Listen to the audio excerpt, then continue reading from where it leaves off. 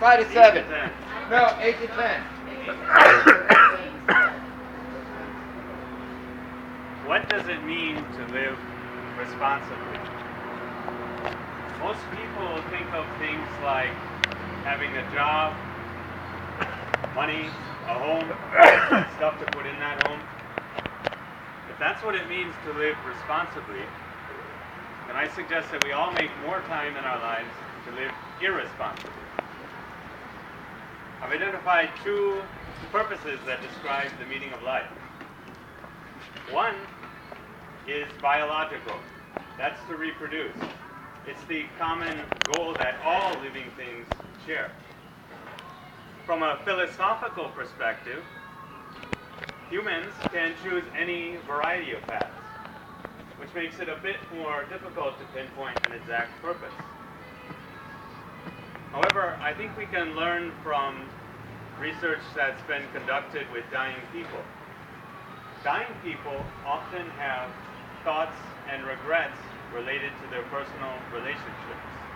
They say things like, I wish I would have treated my spouse better.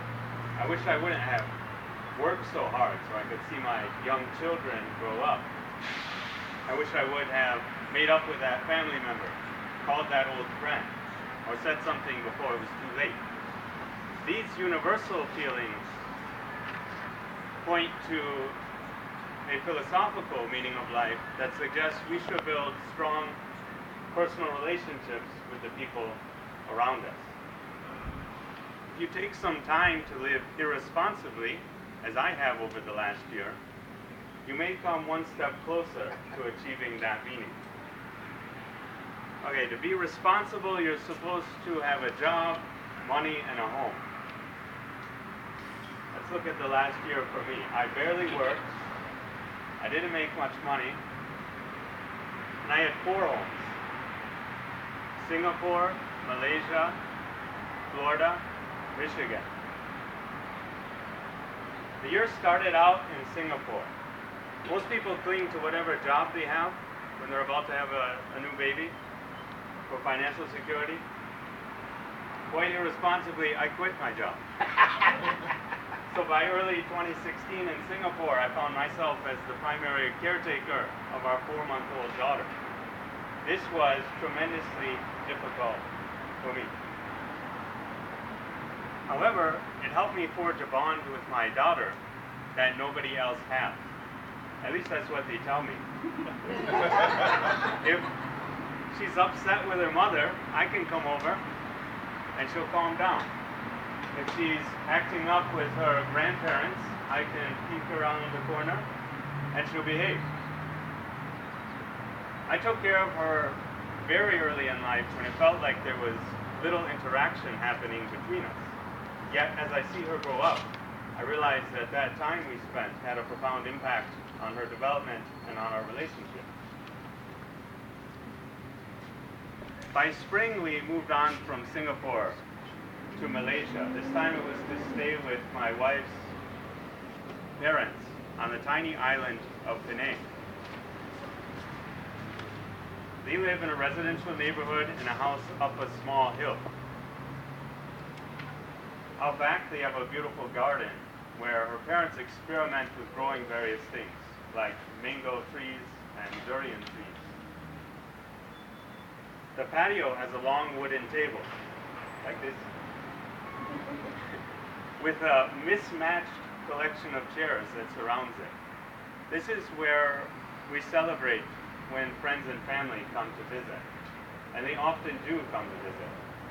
They bring us homemade treasures of rice and noodles, curry, and crab. It's some of the best food that Asia has to offer, and you cannot find it anywhere else.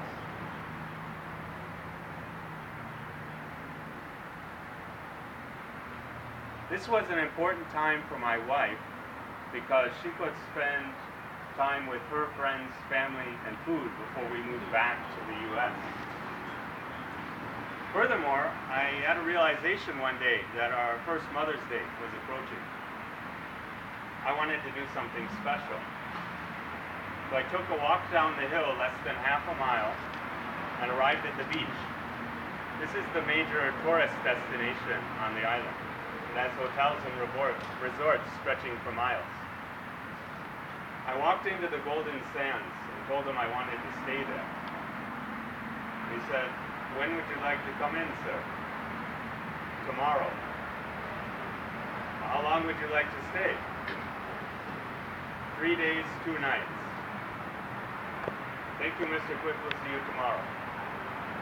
That was good satisfaction. When I returned home that day, after my walk, I had a wonderful surprise to share with my wife at her first Mother's Day. In summer, we left Malaysia and landed in Michigan. This time it was to stay with my father and stepmother. We land in Detroit in the plane in the city. As we drove out together towards the middle of Michigan, we start seeing more empty space, more farms, more trees. These sleepy towns come and go every now and again. And there are many lakes in Michigan. My parents live on a lake about 20 feet off of the water. They have one of those big square pontoon boats for cruising around. And these are lake people. You have lake people in Florida as well. I think you know they all know each other and the parties never end. Meanwhile, my mother was so anxious to see us after we spent a few years in Asia that she insisted on driving up from Florida to meet us in Michigan and stay with us too. However, she did not come empty-handed. She brought a gift.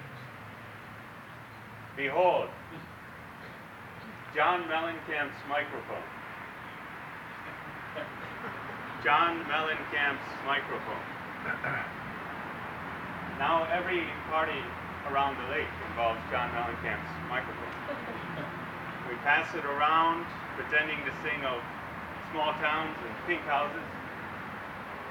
We give impromptu news reports and interviews. Like, how does it feel to speak through John Mellencamp's microphone?